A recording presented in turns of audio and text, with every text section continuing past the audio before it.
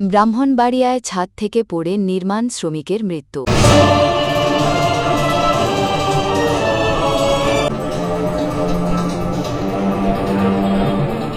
ব্রাহ্মণবাড়িয়া নির্মাণাধীন ভবনের ছাদ থেকে পড়ে ফারুক মিয়া ২৫ নামে এক নির্মাণ শ্রমিকের মৃত্যু হয়েছে। বৃহস্পতিবার ২ অক্টোবর সকাল ১১টার দিকে সদর উপজেলার তালশহর পূর্ব ইউনিয়নের সোনাসার গ্রামে এ ঘটনা ঘটে। নিহত ফারুক সদর উপজেলার থলিয়ারা গ্রামের গোলাপ মিয়ার ছেলে। স্থানীয় সূত্রে জানা যায়, বৃহস্পতিবার সকাল থেকে সোনাসার গ্রামের জুনায়েদ মিয়ার ৬তলা নির্মাণাধীন ভবনে সেন্টারিংয়ের কাজ করছিলেন ফারুক মিয়া। এ সময় অসাবধানতাবশত তিনি ছাদ থেকে নিচে পড়ে গুরুতর আহত হন। তাৎক্ষণিকভাবে তাকে উদ্ধার করে ঘাটুরা মেডিকেলে ভর্তি করা হয়। পরে উন্নত চিকিৎসার জন্য ঢাকায় নেওয়ার পথে ভৈরবে তার মৃত্যু হয়। ভবনের কন্ট্রাক্টর সাত্তার মিয়া জানান, ফারুক দীর্ঘদিন ধরে আমার সাইটে কাজ করছিল। আজ সকালে কাজ করার সময় হঠাৎ নিচে পড়ে যায়। হাসপাতালে নেওয়ার পথে সে মারা যায়। এ বিষয়ে সদর মডেল থানার ভারপ্রাপ্ত কর্মকর্তা ওসি মোহাম্মদ আজহারুল ইসলাম বলেন, নির্মাণাধীন ভবনে কাজ করার সময় এক শ্রমিকের মৃত্যু হয়েছে।